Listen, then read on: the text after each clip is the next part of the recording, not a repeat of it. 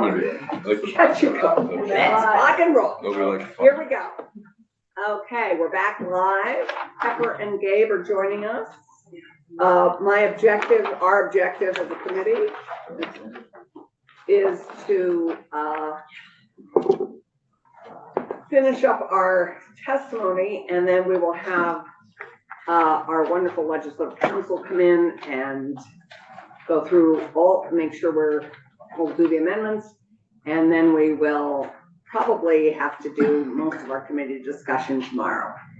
But Gabe and Pepper, you have now heard some pretty strong and articulate testimony on some of the challenges and trials and tribulations of this industry, which we created and want to have flourish. And so we would appreciate your response and your suggestions about how we go forward. And clearly we need some paths to go forward on things we don't have time to take up this year, but that we have interest in figuring out how we go forward on something. So the floor is yours, and thank you so much for being here to hear everybody, and go for it. Cheers. Thank you. For the record, James Pepper, Chair of the Cannabis Control Board. Gabe Gellman, General Counsel for the Cannabis Control Board. I, generally speaking, like to start by saying that I'm not an advocate. I am a regulator. My job is to take what the legislature creates and try and implement it under the kind of parameters and direction that you've given us. But I always want to acknowledge that the industry is struggling, that what you're hearing is real, it's not hyperbole, that, this is an uncapped licensing system, it's fiercely competitive.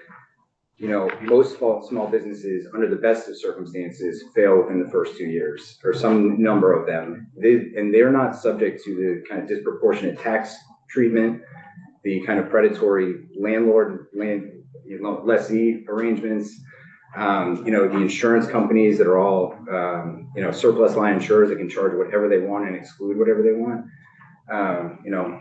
The banks that charge exorbitant fees for basic depository accounts. You stack all these cards up against this industry, and then you layer onto it an incredibly oppressive regulatory environment, because this is a Schedule I controlled substance, federally illegal. There's just some, I just need to acknowledge the pain that the operators are feeling. To me, getting to direct consumer sales is an endpoint. It's an end goal. We've been saying that from the beginning. In 2023, to Senator Ron Hinsdale's point, met with Liquor and Lottery, Skylar Jeunesse, the director of operations over there, about special event permitting. How do they do it? How can we do it? What lessons can we learn from them? I put together a proposal at the time for House GovOps that would allow someone to get essentially a catering license. And then they would get a day out permit from the local towns and from us. We would just kind of model the kind of limited event permit on the alcohol model. And GovOps looked at it. They took 1 day of testimony on it, and that was it. They didn't take it up this year. They didn't take it up last year, and so that's still hanging out there as a. Yeah, and the thing is the truth is, and it had consumption and sales. In a contained location. In a contained location, very similar to our special events permitting. Yeah, like the Vermont Brewers Festival, or any cash bar or any catering license, any caterer thing. The truth is that there's resources involved at the board, depending on how much kind of you want our presence in there. Liquor and Lottery, they said that there's somewhere between 100 and 200 of these events, special events a year, and they're not required to go to any of them, but they go to about 25%, to make sure that, things are compliant. Really the way that they kind of outsource that compliance is by, holding the permittee accountable, through penalties and administrative actions, but also by allowing the local municipal authority to condition the permit any way they want. For the events in Burlington, there's often has to be a deputy sheriff present, or an EMT that's on call. So that kind of structured the limited event permit that way. But it would still take some resources at the board in order to go from kind of having our only point of sale at the retail locations to having kind of scattered events throughout the state, probably mostly on the weekends. That proposal is hanging out there. It's not getting a lot of traction in the House. It wasn't discussed at all this year. So you're being asked to kind of solve a problem late in the game. Yeah. And so that's why we're looking at a pilot. And the pilot really, the purpose of it is to answer one simple question, is can a sale of cannabis happen in a regulated way outside the confines of this retail establishment? You know, we've created all the statutes, all the regulations, all the guidance and policy, both at our agency and the tax department, are all focused on a retail establishment being the place to safely, sell cannabis to the public and make sure that kids aren't purchasing it, that there's the ability to recall products if there's a problem, that the taxes are being collected, there's no inversion or diversion happening, that the bud tenders aren't selling to people that are intoxicated, all the kind of bells and whistles of a regulatory system. Can we do that outside of a retail store? Well, we don't have an answer to that. Only one other state has tried it, in a regulated sense, and that's New York State. They did it out of necessity, and it's been going well. And so the pilot. How long have they been doing it? They started, I believe, in 2023 on a pilot program, and then when it was successful earlier this year, the governor signed a law that made it permanent. So that's just a new function of their market. And again, it runs through that market. I didn't quite understand how that market works. What does it do in New York? This special events, this showcase. Is it solely special events? It's a special showcase. It's a cannabis grower showcase, they call it. And it's the law that was just kind of made permanent is you have a retailer has to partner up with at least one cultivator to have an event outside of a retail establishment. It could be indoors, it could be outdoors, and that's the kind of model. The retailer is in charge of point of sale systems, inventory tracking. They have a provision in there that there can be a minimum profit sharing agreement between the retailer and the cultivator. I mean, you could look at that. To me, that's kind of a decision for cultivators if they don't like the profit sharing agreement that they're kind of being proposed by a retailer. Under this proposal, one-on-one. It's a minimum of one-on-one. Yeah, it used to be 1 to 3. So that's the purpose of this showcase is it was originally proposed just to try and do them this year, and then it would expire in December. The proposal that Michelle put forward gave us a little bit more time. It gave us to the end of next year with an interim report in January about, notably how to optimize market access for small operators. That's so when we write the report, we have to evaluate, was this an optimal way to get market access to small cultivators, which of course it's not, because it runs through a retail license. Mm-hmm. So it's kind of we already know what the report's going to say, but I think it's important for us to get at least one event under our belts to make sure that we can kind of see if this works. Next January we can actually expand it. So how could we improve it? So I'm hearing, I'm hearing we already know the results. So how can we improve it to make it a better test and a real pilot? Well, to me, if you're trying to answer the sole question about regulated sales outside of the confines of a retail establishment, this does that already, and it does it in a way that mitigates the most amount of risk, in my view. There's some technical challenges with the proposal that VGA put forward that the tax department is examining right now. I mentioned all of the laws around tax collection and remittance. The entire cannabis excise tax chapter of Title 32 only has those words retailer and integrated license in them. So until we change another whole title, which we're not going to do in 2 days or 3 days or before the end of session, within the confines of our time challenge and what we can offer this summer, because we're looking at something that we can offer this summer for growers in a market that's challenged, I think we want to do the best we can do in terms of creating opportunity for our small craft growers within the confines of the structure we have at the moment, giving us data for us to consider something more expansive next year. But I think it sounds like we have to do this first to at least see if we can have successful sales outside of a retail shop. And again, that depends on your risk tolerance on those issues that we're trying to resolve in our, retailer regulations, which are, what is your cash management plan? Where are your security cameras are gonna go? Well, we're gonna be out in the field, so. Yeah, right, exactly. So it's kind of like what's your tolerance for kind of slippage in either tax collection and remittance or underage sales or inversion or diversion? So, anything could theoretically, you could craft this proposal however you want. I think two places where this proposal is silent is on the profit sharing. If you wanted to mandate in law that, the showcase cultivators are to receive 90% of the profit, I think, or 50% is what New York says, no less than 50%. You can certainly do that. The other So area. wait, well, just on that, given that we're having to make decisions now for Michelle to be drafting, she'll be in soon, and we're beginning, so that would mean the retailer for setting up the whole operation would collect the tax so that we would continue within a framework that we have established.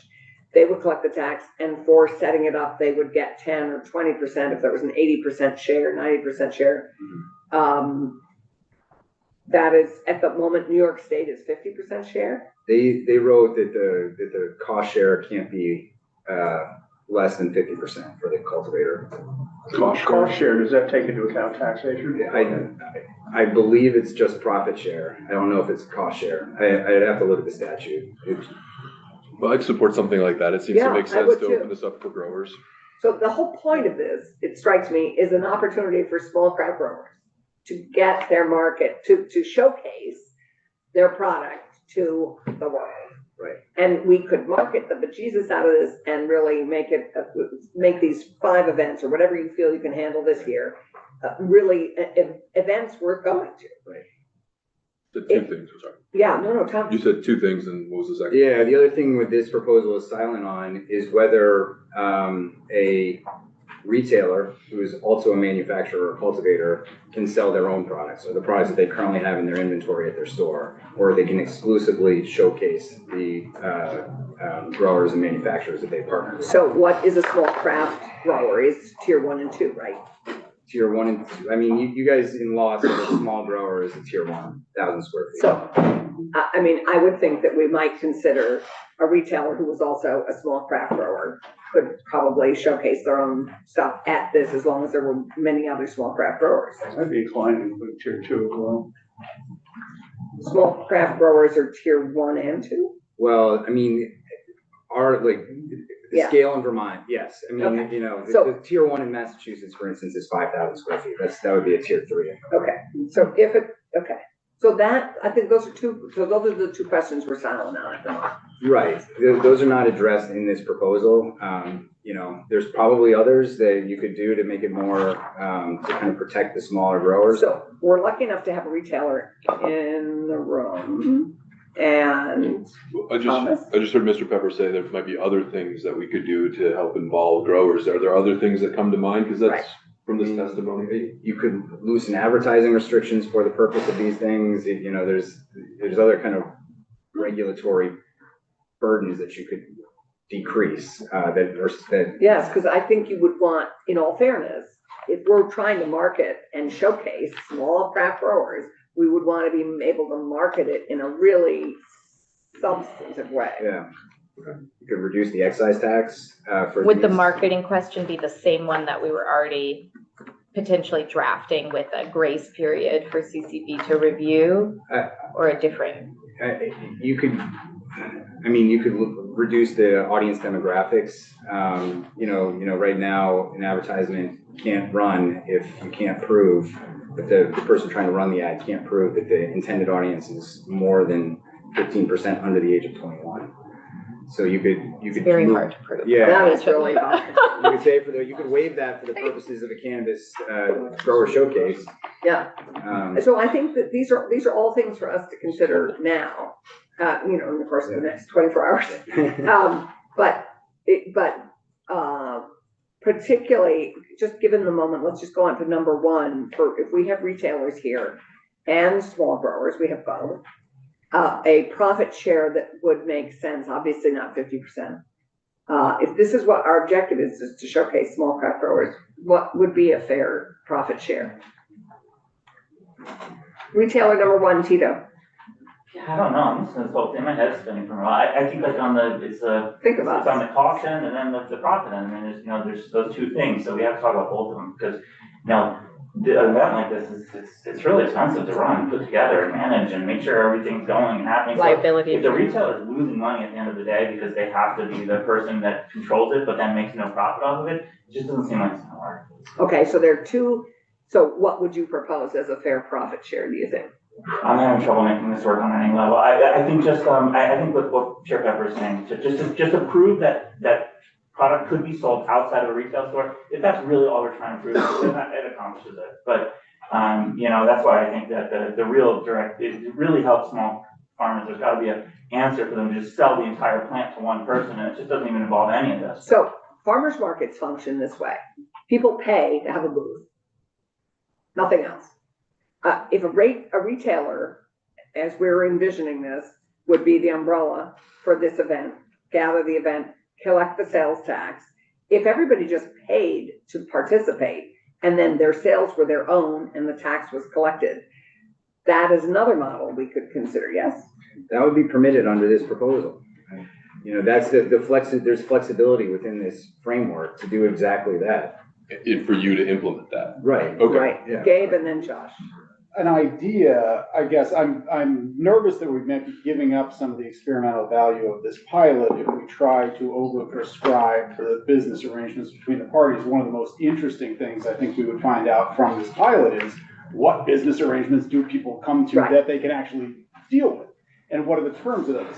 I see a lot of hands going up, and I want to, before I do that, I want to say another thing you want to do if you leave it open like that, I think, is first zero in on, page 7 of the draft language, where we're already calling for partnership with a minimum of 3 licensed cultivators or product manufacturers in good standing with no affiliation with the retailer. So you can play around that section and include, if you want to make it only tier 1s, if you want to make it, it's got to be at least 5 tier 1s, you could do that sort of thing.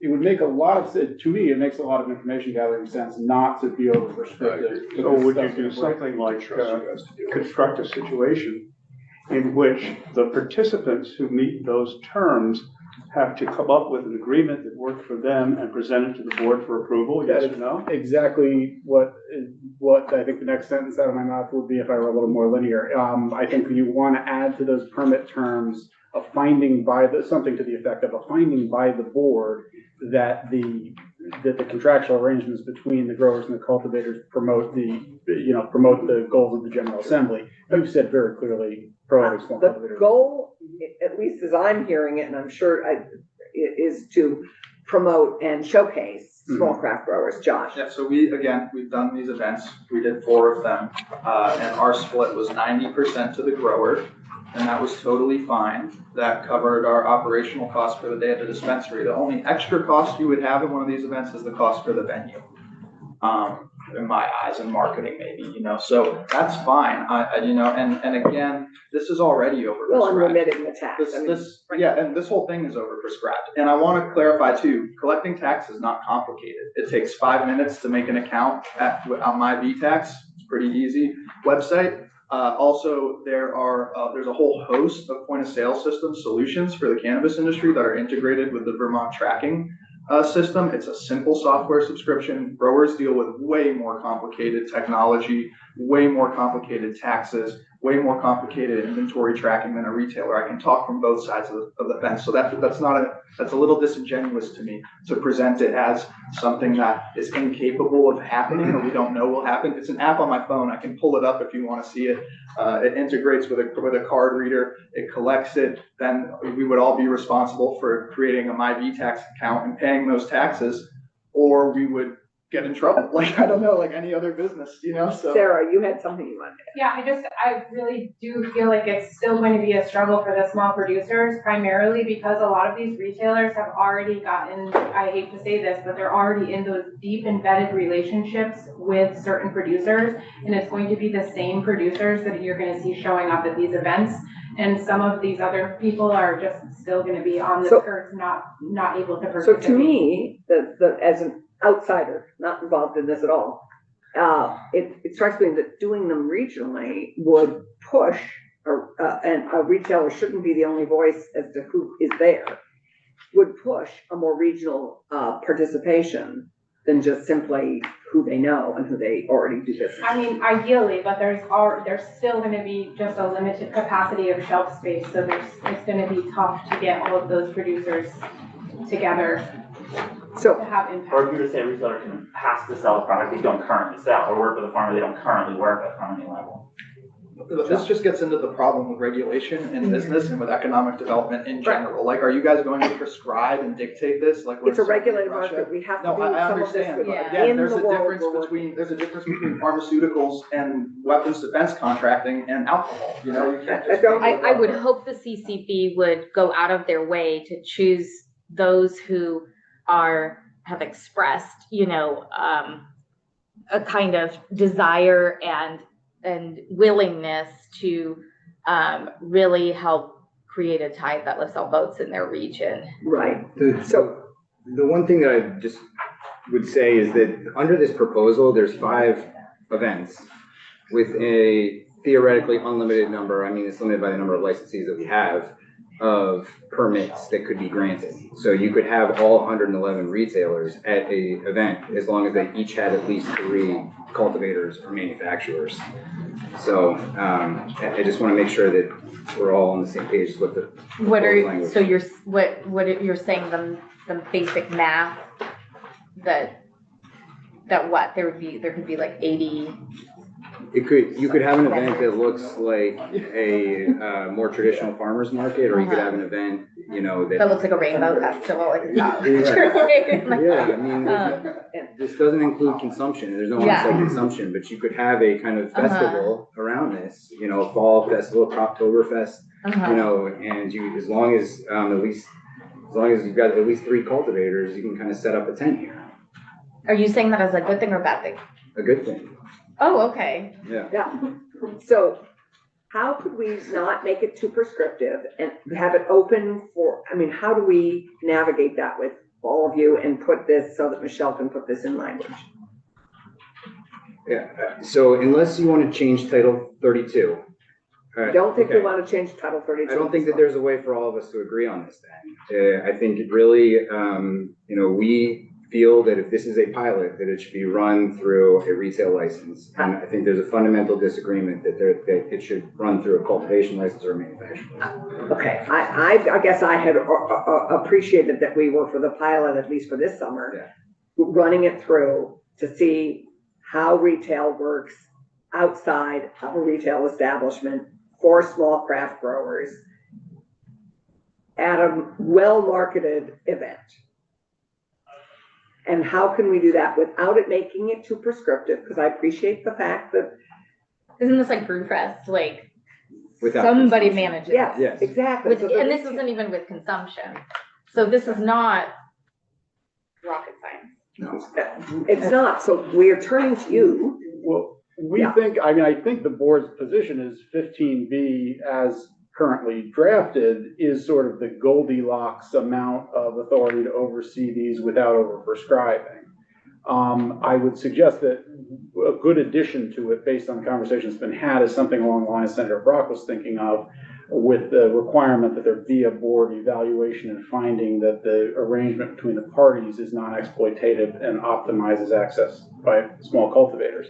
That seems like the Goldilocks spot, that. Well, the Goldilocks spot also seems that the cultivators are fully showcased, that they have a significant profit share, that it's not New York State. It strikes me that's way low, that we are able to limit the tiers that sell, like 1 and 2, so that it is really small craft. and that we loosen advertising and marketing. To me, that is critically important for this, to waive that for, this is a pilot. So I would propose we consider that, and possibly thinking, do you think Title 32 would be compromised if we, reduce excise tax for the day? No, well, you'd have to make a change there, but I asked the tax department to evaluate the VGA proposal, and they can't just stop on a dime to do it. They have their legislative meeting every Tuesday, and so they probably met yesterday about it, just to do the basic analysis of what it would Kirby, take. we just emailed you. I haven't heard back from them, so I don't know. But as far as just kind of having a notwithstanding clause regarding the excise tax for the purpose of this, for these farmers markets. So we could maybe waive excise tax, waive the advertising restrictions, or limit, expand a bit. I kind of have the same worry about information gathering as with the other stuff. If we make this so disanalogous to the existing system, we can't really compare it to the existing system. What would you recommend? I think there's a case for leaving the essential requirements vis-a-vis advertising, taxation where they are, and just seeing what works out on the level between the businesses. Are you worried that like so many people will buy non-taxed That we cannabis? create such an artificially attractive environment to the consumer that we could never recreate it in the wild. And so we would say, well, that was a smashing success. This is going to be great. And then when things return to an equilibrium. You mean point- when they might then have some kind of showcase that does have a tax on it?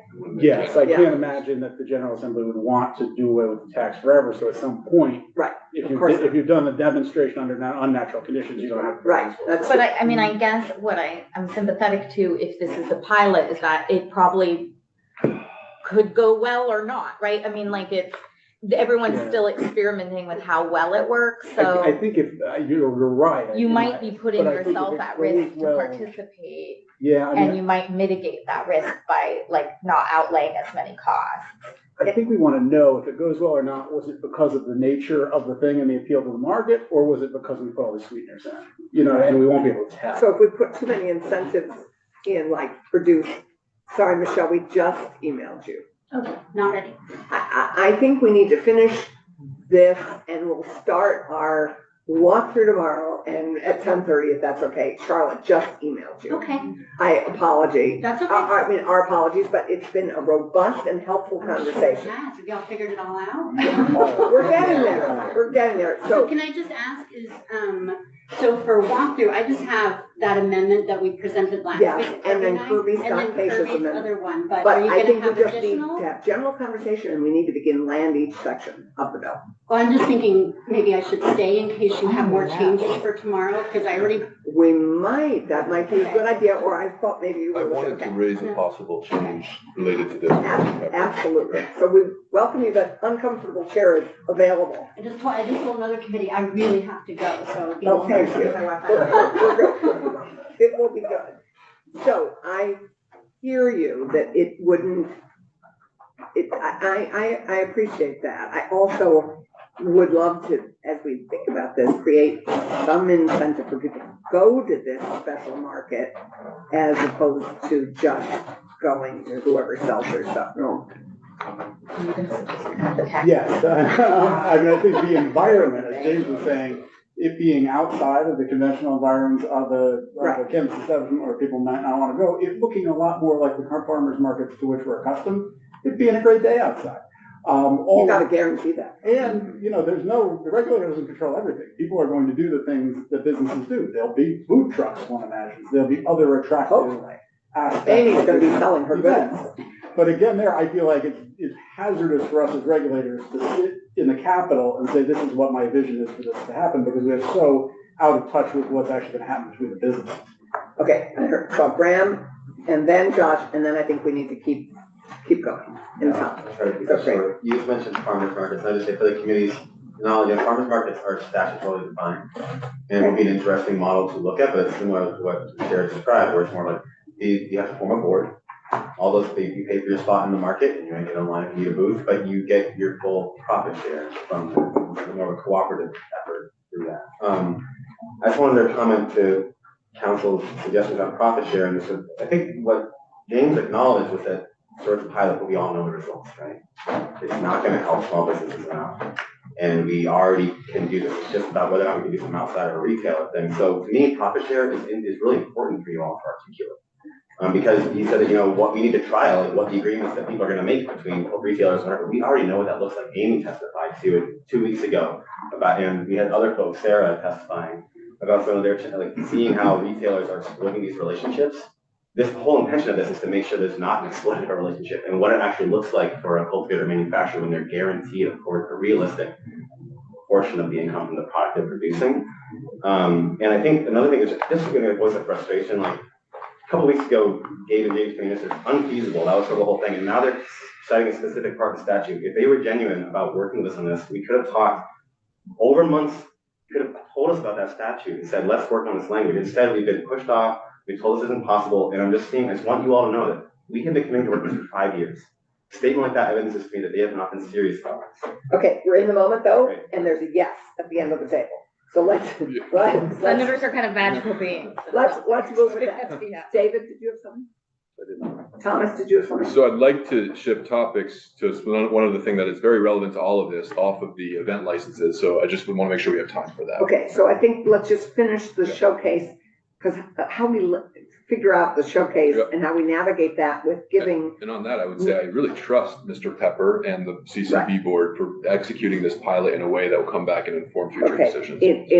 but we need okay, Josh. So, yeah, just one quick thing. I just want to point out that what the board has said about the economic impact and the splits and things like this and farmers' access and the importance stands at odds with the entire industry you've heard from today, with economists and people with economic backgrounds, with research that's been done, with the data. So I just want to point out that it seems to me that like there's, expertise needs to be recognized. And I think that a huge part of cannabis is fighting, and our industry is constantly fighting stigma, being looked at like we aren't experts or we don't know what we're talking about. I want to tell, I want to implore, the committee today to recognize that what the board has said about this not being, and a lot of this has been at odds with actual economics, with actual research. It's one thing to be the general counsel to the board talking about rules and regulations and the outcome that those might have. It's another thing when you start getting into economics and business impact and what's best and what's possible, So just want to point out that the industry democratically voiced a very different perspective. Some of the industry.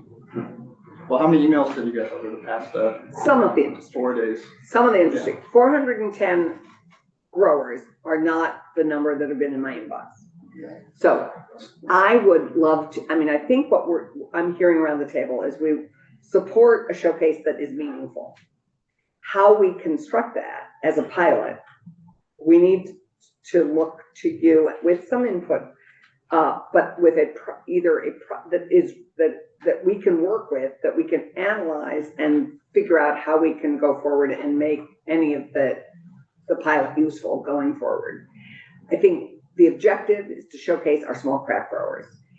They need to benefit enough to make this worth their time. And there needs to be enough profit in it for it to be worthwhile for those parties. So if any of you have a perspective to be able to send to the board with a copy to us of what profit margin you think would be appropriate. So as the board designs its program for review and approval, it could take those into account in the back of their minds or in the front as need be.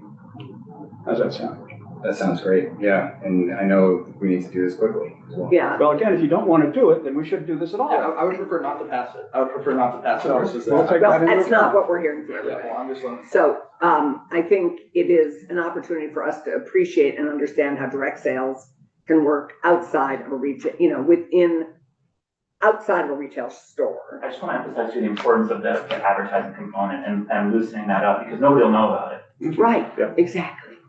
If you can't market it, no one's gonna know about it. So I think there are a couple things that we do have to probably consider waiving or thinking about. So I don't know how we move this forward given what we have on the table.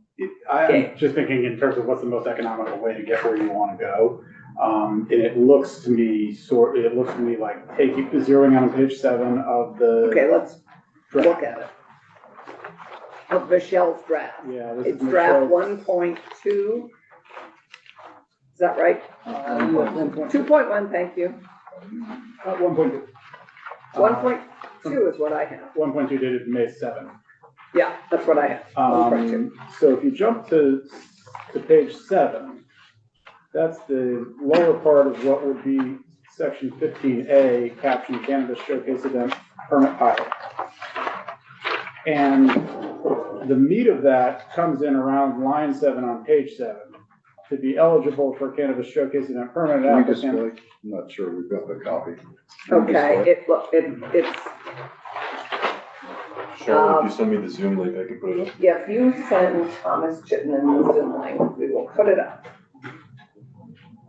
Thanks. Which draft? It's This is May 1.1. 7, 1.2. 1.2.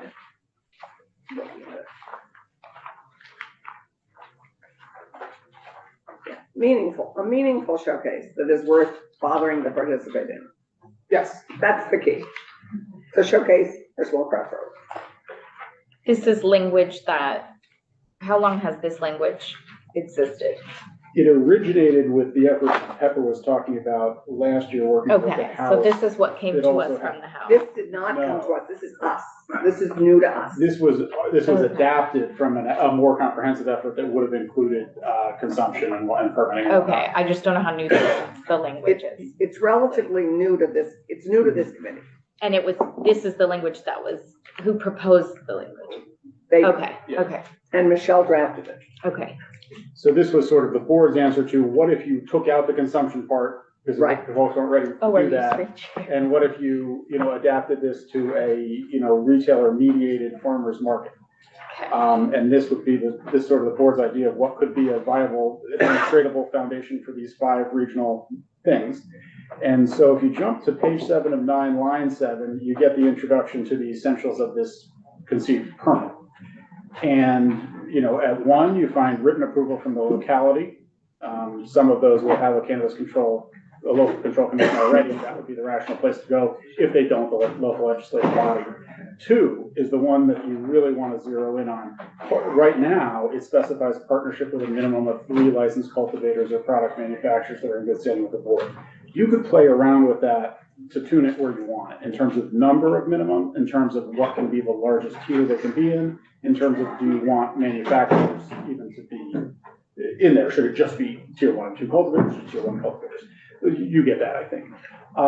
And number of licensed cultivators and numbers that retailer does not already represent. You could add a provision that that says a vertically integrated retailer would not be able to sell this stuff. I think that may take some people out of the equation who you might want in it. Josh, for example, is vertically integrated. No, I appreciate, but But adding I'm more than more happy. that they don't currently represent. That's why my name was invoked. I am more than happy to give all that money to growers. We already have when we're in all our events. We don't want to make money off their product. Yeah, Keep my going. only point is be careful what you do, because there are some people you might own it. But that's exactly the area where, you can put in the plug in the aspects that you want It to see. seems a little counterintuitive though. Is it Sarah? Is it And Sarah? Sarah's over there, Aaron's there. Oh, Erin, okay. So Erin, running a retail, she's established business relationships with tier 1 and tier 2 growers, which is the sweet spot that we're targeting. But you can't inhibit her from using her business contacts if she were to run this event. That seems counterintuitive. In the language it would require that they not be affiliated with her, meaning she couldn't own those cultivators. Affiliation, Ownership and control. okay. And it actually does have a statutory. You know So- who I think would be great at this, given the time we have, are Kyle and Julie. I mean, I've worked with Julie in a number of other contexts before. She joined the board. She does equity work for a living. Kyle knows farmers markets and agriculture. I worry that us trying to wordsmith and maybe mentioning this person or that person in the room is not great for us getting somewhere. Actually, I think we've heard a lot. I'd love their input because we're gonna. Oh, I work on love this their tomorrow. input. I love but we're talking about like maybe this person or maybe not this person. Well, what we're trying to do. Can we formally charge folks who might not otherwise sit down together, which I worry probably shouldn't be the regulator themselves. I think it should be the board, the full 3-member board, sitting down with some of the stakeholders and drafting something. Which is totally fine. I mean, our job is to tell you what we can handle. Right. Under our existing resources, or if you want to go something different, what it would take at the board to do it. Yeah. And so So I think, so we have a choice between being slightly prescriptive, i.e. saying we'd really like this to be focused on small craft growers. We'd like them to benefit. We'd like to pilot this. We would, but also not being too prescriptive. We would love to have Kyle and Julie, and the 3 of you, make it not too prescriptive, so you can, but we want to be clear on what our objectives are. And we have to do that a little bit in the language. It has to be a balance between some of the language and some of your. Depends what you think of it, but one of the last permit term is a catch-all, and the catch-all is compliance with such other requirements as the board may prescribe. So if you were to say, We drop that number 2 and leave that, you can still do it, right? Sorry. Yeah, where's The that? catch-all is number 5.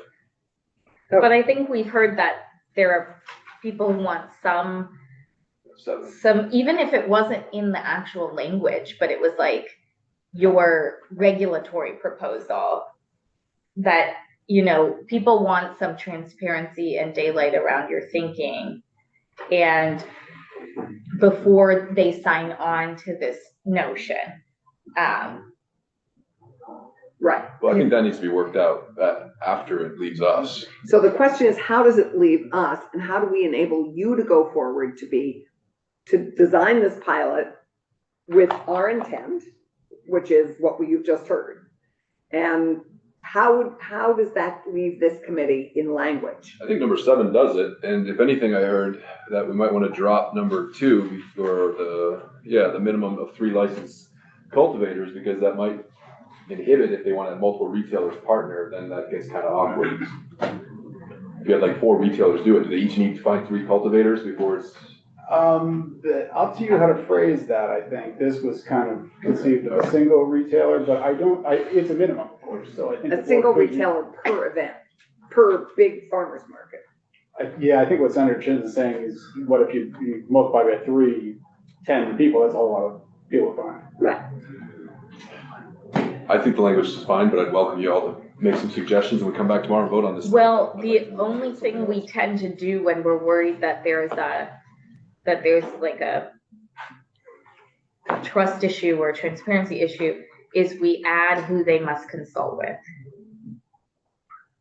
The board, under the open meeting law, would have to do its talking and reasoning in a public meeting. Well, right, but it's very common for us in session law to say, in consultation with the LAOB, in consultation with, So we also want this to happen this year. Yeah, I'm worried about resources a little bit. Time is the other thing to worry about. The more people you consult with, the longer it takes to do it, and the more cumbersome the entire process becomes. May I shift to another topic, Madam Chair? Yes, absolutely. I'm sorry, but I think it's very relevant, very germane. It came up earlier, and I did catch Mr. Pepper during the break on this, but I understand the advocacy to switch municipalities to opt out. I don't currently support that as a former South Burlington City Councilor, but I will say, as a South Burlington City Councilor that was on the council when this came up, part of the reason why we didn't put it to the voters is that right now, current law inhibits municipalities from zoning or even from possibly serving as that moratorium body. But I understand that just wasn't adopted when this law first passed because there was concern that the voters would say yes and then the select board would say no. I don't think that's materialized. So one thing that I would support, which I do think threads the needle, is if we empower municipalities to both zone for marijuana licensing shops if the electorate does vote to allow for it, and that they can also pause or set moratoriums through other conditions. I don't know if there's enough time for Michelle to magically pull all that together, but I do think that that would, for example, I know the chair of the South Burlington City Council, I'm pretty sure he put it to a vote if he knew, as a former DRB chair, that he could in fact say along transit corridors. So if that's up for discussion, that would be something I would support, that I think would move this conversation forward. I thought you all agreed to do that when I was gone, but I can't believe we are in this place with this after so many that would discussions be the about chance- municipal issues. I don't know if you'd have any opinion on that, Mr. Pepper? Tom, there were two pieces that, the first part was empower the municipalities to zone where they would want the retail operations, but there was a second. The part. second part is regarding the moratorium in this bill, which I'm on the fence on, but what I do see merit in is in Burlington, that with them, if they want to implement a moratorium with some restraints, I support that. And that gets it out of those hands, and the municipalities, if they get oversaturated, if they can say, you know what, let's take a pause, just like with liquor licenses. I don't know if Mr. I Pepper don't has think thoughts. they'd even need to call it a moratorium. They just have a certain number of licenses, like a cabaret license, so that when one business folds, they don't get to sell it to the highest bidder as the business. It reverts back to the municipality who can issue it to somebody else. I'm a little more worried about the zoning piece from a social justice perspective and just everything perspective. I would be more interested in just ensuring, it sounds really silly to me that they have to opt back out and take another vote just to regulate the number So, of establishments they have. Given our time frame, could we give that to the CCB to come back with a recommendation for next year?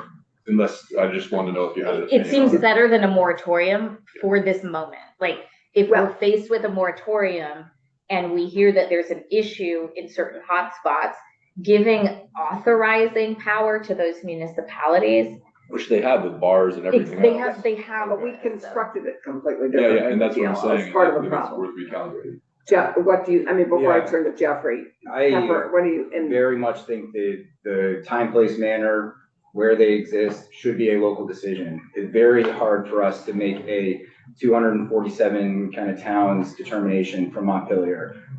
There's good reasons to put them in certain parts of certain towns and bad reasons to put them in those same spots in other towns.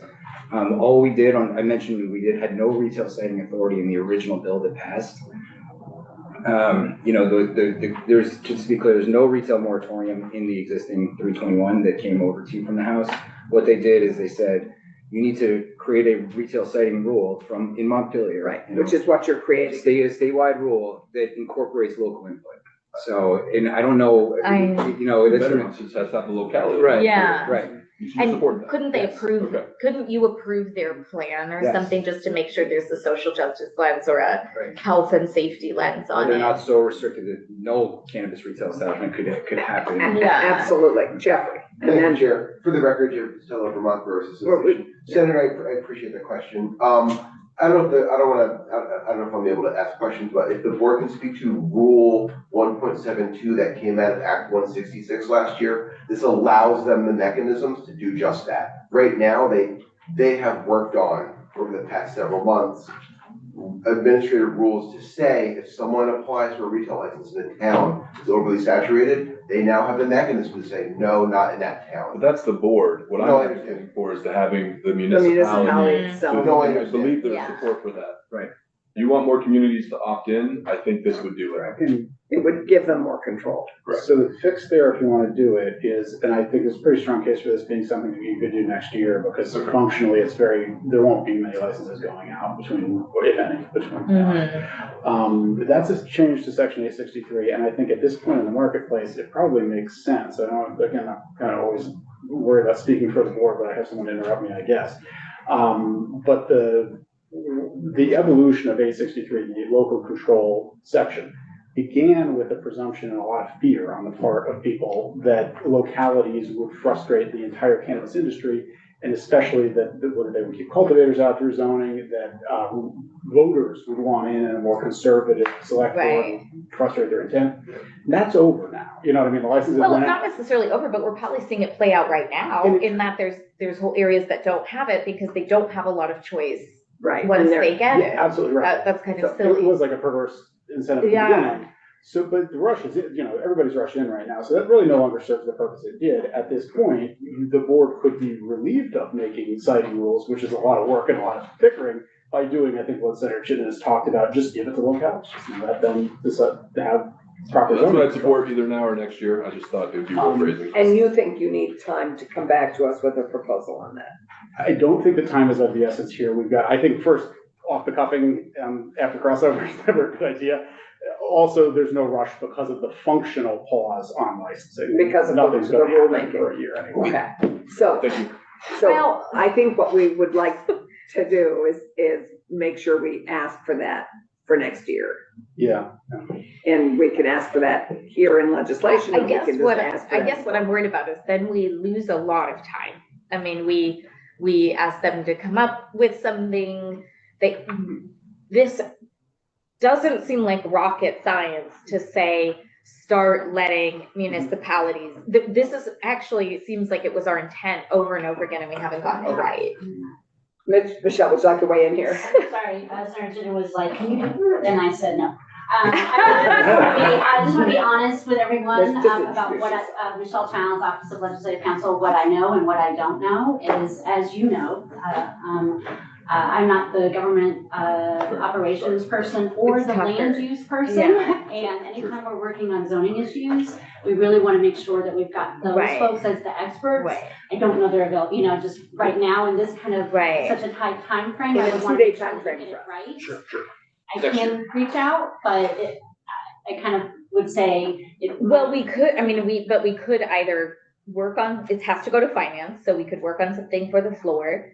We could also put something in knowing that we could ask for a conference committee because there has been interest in a moratorium instead. And this seems like, this has always been a path that's needed. We had whole debates last year where I didn't realize that municipalities had so few tools at their disposal to manage once they said yes. This is like really kind of a lot. To your point, the only merit I see in doing it this year, if we can get the right attorney to say that we can pull this together, is it would still require a local vote. So if we delay a year, it's still another year out. Exactly. I'm with you. Maybe we should just inquire of which attorney and Ledge Council about this. It would be Tucker Right, and Ellen. Tucker. I'm gonna send an Tucker email. and I would Ellen. be all over this. You'd be so. I don't know if Madam Chair is against this, but it seems like something that would be worth considering as a compromise to this moratorium Like you guys discussion. would consider, so you would proceed tomorrow, but this could be something that you guys would offer on the floor Or in finance, we have- Yeah, Finance that's right. All right. Is gonna be taking a peek at this. We just need to get this to finance. You got it. I also just Kurt, want can you to copy me? let Yeah, you know, I'm going on daily medical leave, starting next week, and I'll be out for a month. I'll be back for a VIPA session. I wanted to wait and see how things went today, just figure out who's the lucky attorney that gets this bill, and we'll carry on the work, but I just wanted to let you know too that whoever does pick it up won't be like your regular cannabis. And won't have the depth and expertise of, I just wanted.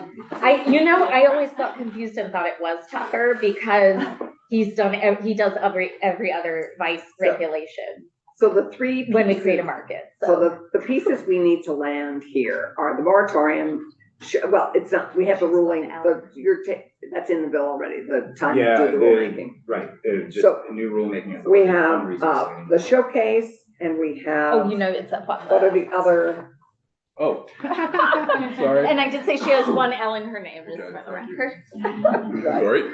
exactly. So we have a bunch of things still to land. What I'm really needing, I think, from the CCB is language. We work with that sort of of reliable, useful, that at least 2 or 3 of which could happen this fall, probably. And that would be actually useful in our helping us make progress on understanding how to move forward on direct sales.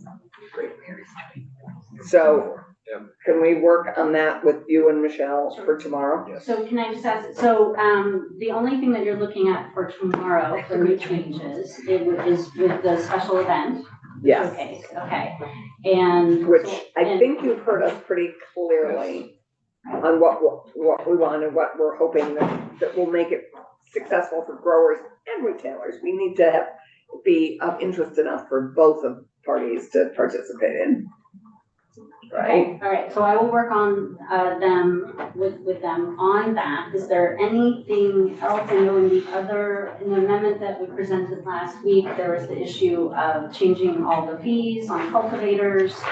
There was also. We have a new proposal and I need to figure out where we're gonna land with that. We are not doing the fees. We're sending that to finance. We're gonna include it in the bill, but it will go to finance.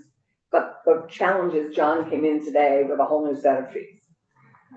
So we can either go with the fees that have already been presented, and analyzed by JFO, or we can send them the new ones and discuss that and send that.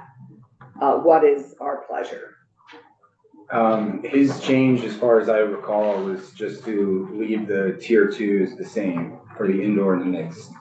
So, it's a relatively straightforward amendment. And it's not quite as revenue neutral. It has a deficit of about $70,000. Yes, Randy? Who did that come from? The proposal? Your lieutenant governor. Okay, the John's piece, okay. Yeah, John. Since he's never the lieutenant governor, as he seems to always be John. But I think we need to make a decision about that, which one we're gonna send to finance. And which one is most realistic for everybody. And then the next piece, Michelle, remind us, So, the fees and, the fees, and then the issue about the excise tax. right, And again, that's really a Kirby and JFO issue, but, that's around the issue of, does it go to general fund and then right, and general fund monies on the agency, or are you gonna be sending that money to the cannabis regulation right. fund? right, which is where which we can have Pepper remind us about just quickly because we have 2 minutes. Right. Because that, I think that we were fine with that proposal. I don't think that is what stirred our blood, but the showcase and the fees and. Right, I mean, it's not an easy thing. I mean, essentially, do you want to continue the structure that you set up back in 2021 where there's a portion? We'll go back to that structure. Well, it's because that structure sunset, it's set to change in FY26, and because, all the revenue forecasts are built upon this, you'd have to go back to the existing structure in FY27. And I think JFO had one line they wanted to add to that proposal that they could kind of spend in anticipation of receipts. They could look at what's being collected in the excise tax and build it into their budget. Because committee members, I don't think we had a challenge with what you had presented. I thought that made sense. It protects the prevention funding. Yes. And it just pays the kind of deficit in our operating expenses through cannabis excise tax. And then any excess goes into the general fund. Right. Right. Sarah, you have a I just want to note that I haven't heard anything about the larger tier of indoor cultivation perhaps being. That's not our committee, because that's a fee issue, I believe. Senate Finance will be taking that up Yeah, next week. and so we'd encourage you to come back to that. So, Thank just you. wanna make sure that I have correct what you would like in your amendment for tomorrow for consideration, which is. So CCB proposal on On events with the Right. updates. On the the fees. regulation fund intact, The regulation fund, the way that we with already an saw last additional week line, with I something think, from from JFO. JFO, right? And then on the fees, you want what was presented last week, but updated based on, How do we want to handle that is my question. We do not get into the business of telling you what the fees should be. I can appreciate evaluate any of those proposals. The proposal today was just, instead of doubling tier 2 indoor mixed tier, to just leave that as it is right now. Can you represent that with JFO and have a new Yes. sort of updated thing for tomorrow Yes. for us to consider? Because I want to send whatever's most agreeable to finance. I don't want to distract finance at this point because they're also going to be constrained on time. Great. Okay, I have Graham and Josh. Graham. You share, Graham, you next to not. And then we have to, Policy Director Obama, one thing I just have to notice you haven't addressed is who is gonna get access to these limited number of events. And I think that's one of the big pieces of equity we talked about, like, is there gonna be a lottery? 5 of them, like, that's a lot of power and control for, so just a question of that. I'm curious, if it says Cannabis Control Commission, that section 1 talks about 7 VSA 863. It doesn't talk about opt-in or opt-out towns. I'm curious if this proposal is for just opt-in towns, or if I'm not having a hard time reading if it's for all towns or just for opt-in towns. And I'll just direct again, we wrote in our comments, and I can give them to you again, all of our contingencies for if there are a limited number of events, we need more licensed cultivators and manufacturers that are on here currently. We need guaranteed market share. We need to safeguard the selection of cultivators. Yeah, and I think they've heard that. I think. And the last piece I just say is I would direct your attention to the last paragraph we have for the CCBs. Here, we changed our language to not talk about if it's possible to run these direct sales, but they need to come back with a plan for running direct sales. As everyone here is talking about, and as the chair said, we need to be ready next year to run a direct sales thing. So this is the language we put in, which would change it from how people sit to like, we need to move forward to a model to do it. Right, okay. And Josh, really quickly, last, and then I'm gonna give Pepper and Gabe the last word. Yeah, I just want to say, the CCB is a very capable agency. They do a lot of inspections. They do, one every single year for every licensee, plus all investigations and all that stuff. So I don't know, James would know better, but I'm guessing it's nearly 1,000 inspections a year happen across the state at the hands of the CCB. And for that reason, I think the 5 number on the events is a little arbitrary. And in the interest of fairness and in the interest of having the biggest impact possible, why not make it 10 or 12? we have to, in all fairness, make it a number that is feasible for them to manage. Right, exactly. And I'm saying I think that's I pretty know, feasible. and that's your given they do- opinion, and we appreciate it. Exactly, yeah. We appreciate. Throwing that out there. Okay, so what else? Before we, Can I ask last you- thought before we reconvene tomorrow at 10:30. Just one point of direction from you on what you want. To Graham's point, section 863A1 right now says if there was an opt-in vote, no retailer can go there. As I read that, that would not allow one of these to be there. Do you want a notwithstanding clause that says, because remembering that the locality would already have to approve? No. So do you want to make it possible in a For town? towns that have not opted in Right, or to just leave- host one of these events, No. possibly to become more Maybe in the future, but with this pilot, probably not. Not now? I'd say not Senator now. Brooks, Okay. Say no. Okay, that ties up this end. Thank you. I can run.